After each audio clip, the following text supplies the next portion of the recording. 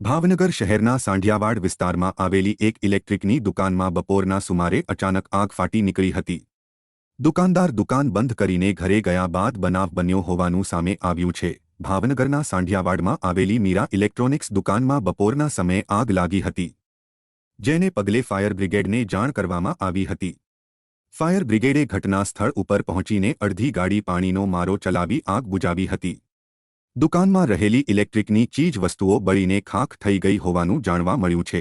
જો કે નુકસાન અને આગ લાગવાનું કારણ સામે આવ્યું નથી। વેપારી દ્વારા લાખો રૂપિયાનું નુકસાન થયું હોવાનો અંદાજ જણાવ્યો હતો।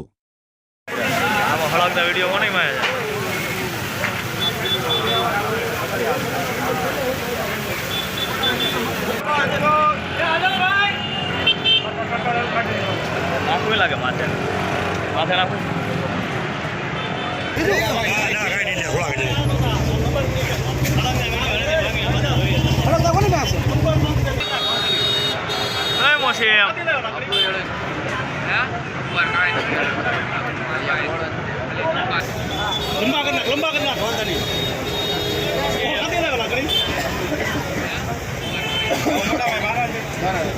बरोबर आहे निजाम भाई ले निजाम ले भाई मस्त जे बनाए बनी का हो जाएगा बेटा अच्छा भाई हां भाई इलेक्ट्रिक नहीं हां गति का इलेक्ट्रिक में बोलो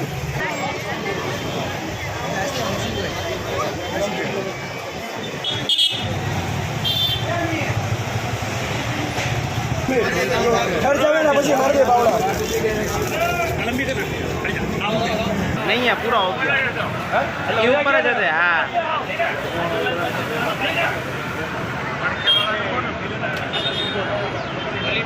કંચર ચાવડાની સામે દુકાન શેની દુકાન છે તમારી ઇલેક્ટ્રિકની દુકાન છે।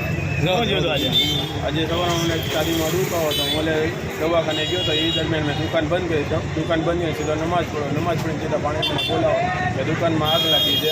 તો હું ગાયકા દોડતો આવ્યો તો જોયું તો અહીંયા આગ લાગેલી હતી। નુકસાન 6 થી 7 લાખ રૂપિયા।